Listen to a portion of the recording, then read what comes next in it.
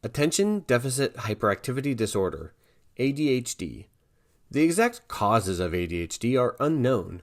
However, research has demonstrated that factors that many people associate with the development of ADHD do not cause the disorder, including minor head injuries, damage to the brain from complications during birth, food allergies, excessive sugar intake, too much television, poor schools, or poor parenting. Research has found a number of significant risk factors affecting neurodevelopment and behavior expression. Events such as maternal alcohol and tobacco use that affect the development of the fetal brain can increase the risk for ADHD. Injuries to the brain from environmental toxins, such as lack of iron, have also been implicated. Symptoms.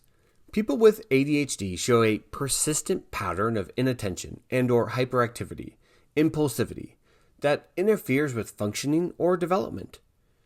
Inattention. 6 or more symptoms of inattention for children up to age 16, or 5 or more for adolescents 17 and older and adults. Symptoms of inattention have been present for at least 6 months, and they are inappropriate for a developmental level. Often fails to give close attention to details or makes careless mistakes in schoolwork, at work, or with other activities. Often has trouble holding attention on tasks or play activities. Often does not seem to listen when spoken to directly. Often does not follow through on instructions and fails to finish schoolwork, chores, or duties in the workplace, such as loses focus, sidetracked. Often has trouble organizing tasks and activities. Often avoids, dislikes, or is reluctant to do tasks that require mental effort over a long period of time, such as schoolwork or homework. Often loses things necessary for tasks and activities, such as school materials, pencils, books, tools, wallets, keys, paperwork, eyeglasses, telephones. Is often easily distracted. Is often forgetful in daily activities. Hyperactivity and impulsivity. 6 or more symptoms of hyperactivity impulsivity for children up to age 16, or 5 or more for adolescents 17 and older and adults. Symptoms of hyperactivity impulsivity have been present for at least 6 months to an extent that is disruptive and inappropriate for the person's developmental level. Often fidgets with or taps hands or feet, or squirms in seat. Often leaves seat in situations when remaining seated is expected. Often runs about or climbs in situations where it is not appropriate. Adolescents or adults may be limited to feeling restless. Often unable to play or take part in leisure activities quietly. Is often on the go, acting as if driven by a motor. Often talks excessively. Often blurts out an answer before a question has been completed. Often has trouble waiting his or her turn. Often interrupts or intrudes on others. For example, butts into conversations or games.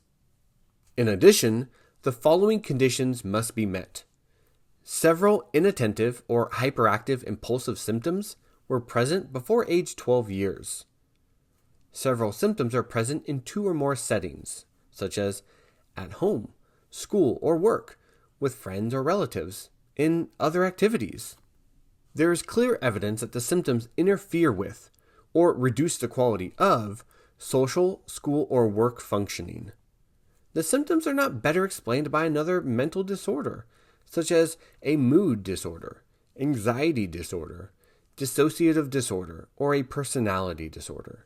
The symptoms do not happen only during the course of schizophrenia or another psychotic disorder. Based on the types of symptoms, 3 kinds, presentations, of ADHD can occur. Combined presentation.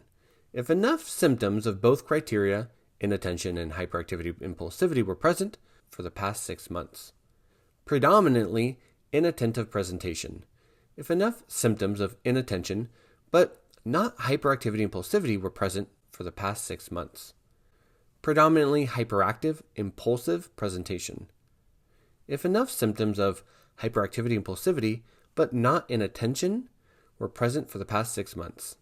Because symptoms can change over time, the presentation may change over time as well.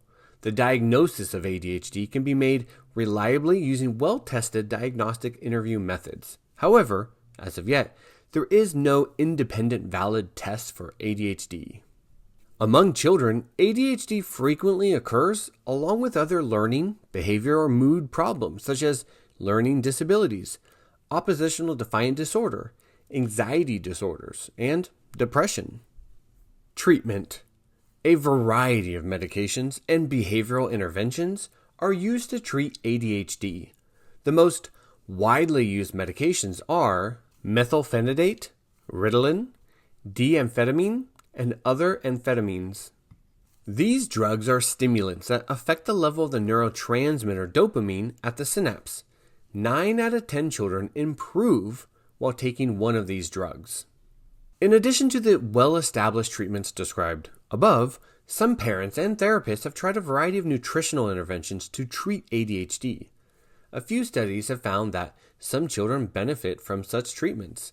Nevertheless, no well-established nutritional interventions have consistently been shown to be effective for treating ADHD. Pervasive developmental disorder, PDD, or PDD-NOS, not otherwise specified PDD-NOS. Pervasive developmental disorder, PDD, is a term used to refer to difficulties in socialization and delays in developing communicative skills. This is usually recognized before 3 years of age. A child with PDD may interact in unusual ways with toys, people, or situations, and may engage in repetitive movement. In 2013, the DSM-5 discontinued using this as a diagnosis. However, it is still used informally. Managing symptoms, staying healthy. Being healthy is important for all children and can be especially important for children with mental health disorders. In addition to getting the right treatment, leading a healthy lifestyle can play a role in managing symptoms. Here are some healthy behaviors that may help. Eating a healthful diet centered on fruits, vegetables, whole grains, legumes, for example, beans, peas, and lentils, lean protein sources, and nuts and seeds. Participating in physical activity for at least 60 minutes each day. Getting the recommended amount of sleep each night based on age. Practicing mindfulness or relaxation techniques.